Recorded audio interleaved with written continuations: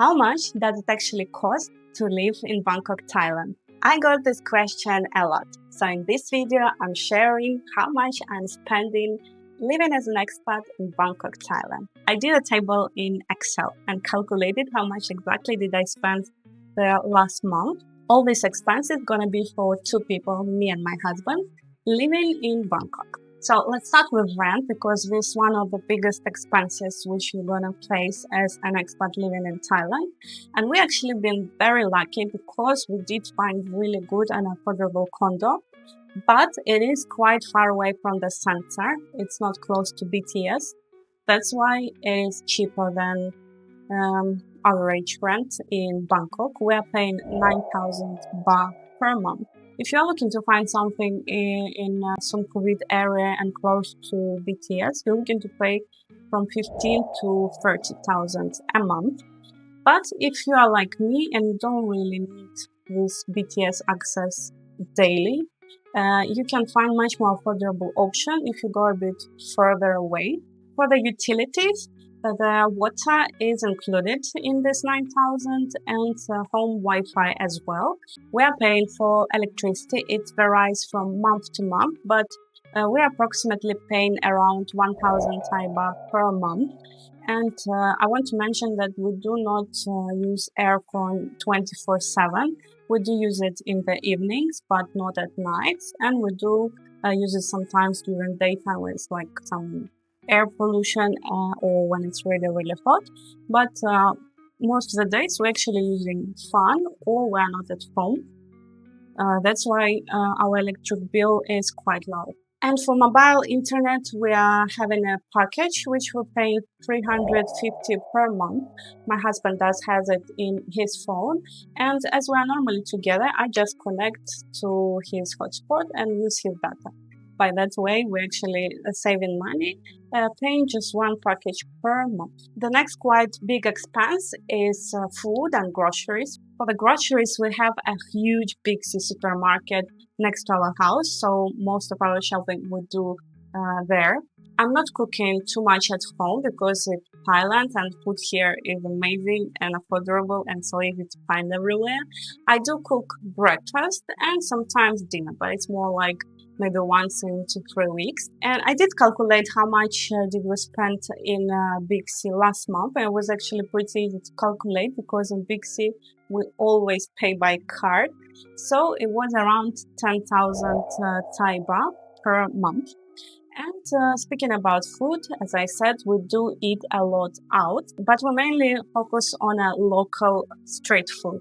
We do eat sometimes in like McDonald's, let's say, or some pizza place, but majority of our foods are actually from the local night market. And I would say we spend around 11,000 per month. And the next expense, I actually decided to divide it from the food, is the coffees, because me and my husband, we do like coffees and we do spend quite a lot of money for it. Nearly every day we go to 7-Eleven and get our iced lattes, which are 45 baht each. Plus we have a Thai bean coffee machine in our condo, so sometimes when I'm just like working at home in the co-working space, there is just the coffee machine outside co-working space. So I do get sometimes coffee from there as well. So yeah, if you're a coffee lover like me, expect to pay around 4,000 Thai baht per month for both of us. That's exactly how much we spend for coffees monthly. And I wanted to mention something I came across recently called Nest. It's basically a subscription service for furnished apartments across different cities. The idea is pretty simple. You pay monthly and you can book places in cities like Bangkok, Bali, and other spots in Southeast Asia. Everything's included: Wi-Fi, bills, furniture, all that stuff. No deposits or long contracts.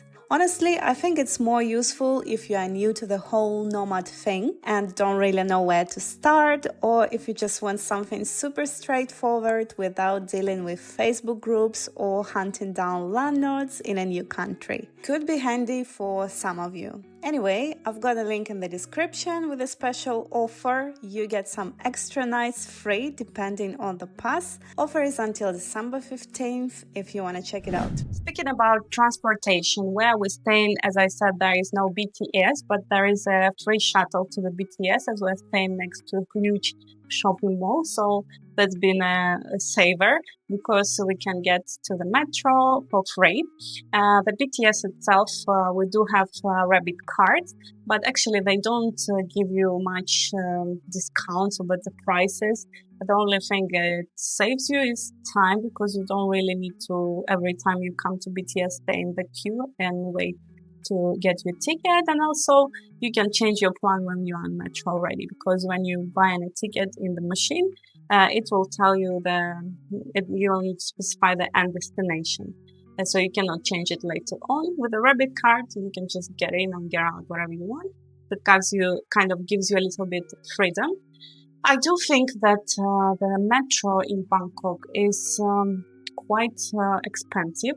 Obviously, it's not like super expensive, but I mean, comparing to the rest of the other types of transportation, like for example, buses are pretty cheap. There are three types of buses in Bangkok.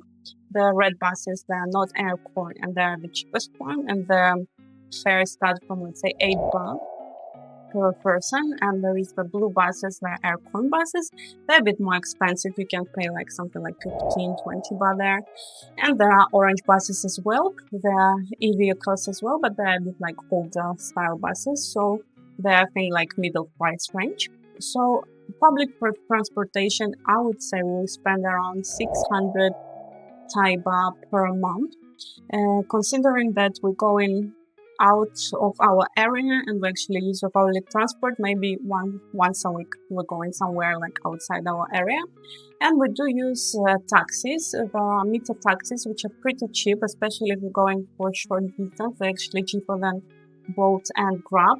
But you need to keep in mind that there is a language barrier, so sometimes it's really hard to explain where you actually need to go. And drivers there, they might be a bit like old school and they don't actually understand if you just show them like location in the Google map. They will not get it. So yeah, that's a little bit complications here, but they're really, really affordable. This means the taxis, you can expect paying something like from 60 to 100 baht a day.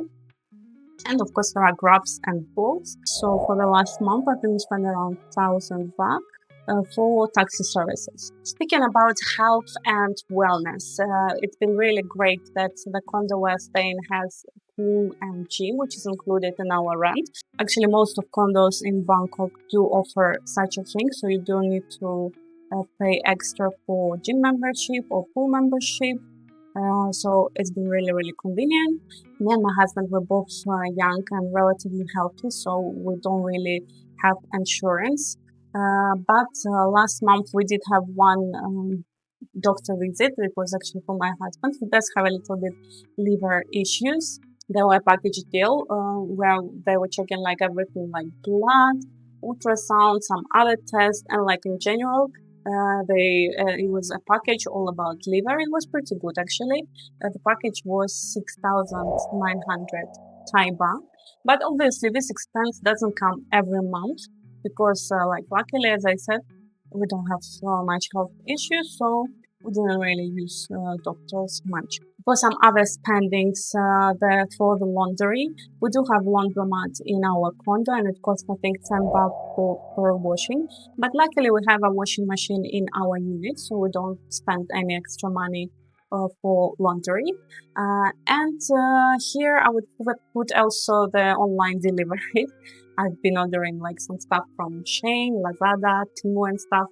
And yeah, obviously it's really difficult here because first of all it comes so quick, everything is so cheap, and you end up just buying some random thing which we actually don't need. So at this point, I think in the next month I will try to put it a little bit down because I do shop a bit too much, I believe. So yeah, I think the last month I spent around 2,000 for these online shoppings. And entertainment, I think we spent around 1,000 baht for cinemas. We do have cinema in our shopping mall and we do go there a lot. But the cool thing is like on Wednesdays we have special offers. So if we do go cinema, we try to do it on Wednesday to get some discounted tickets. And for attractions, I would say we spend around 3,000. As for my YouTube channel, I need to go around and actually do stuff. So we do go to some different cafes and like different cool things to do around Bangkok. I did not include any visa cost here because we're actually here on a tourist visa, on a visa exemption, which was for free. So yeah, that's it. That was all our spendings for the last month for me and my husband.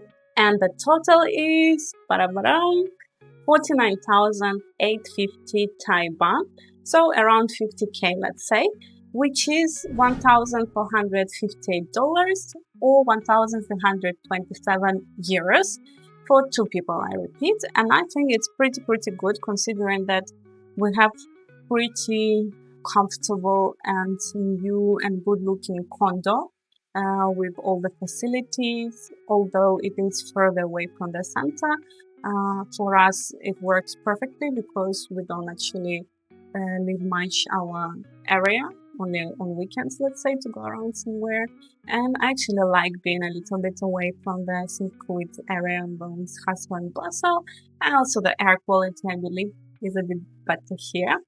And we do eat out a lot. So we do spend lots of money for eating out, which actually saves me lots of time because I don't have to cook, which was great. I hope you like this video, guys. Let me know in the comments what do you think, and if you're actually living in Bangkok, how much do you spend in monthly? And see you next videos. Bye.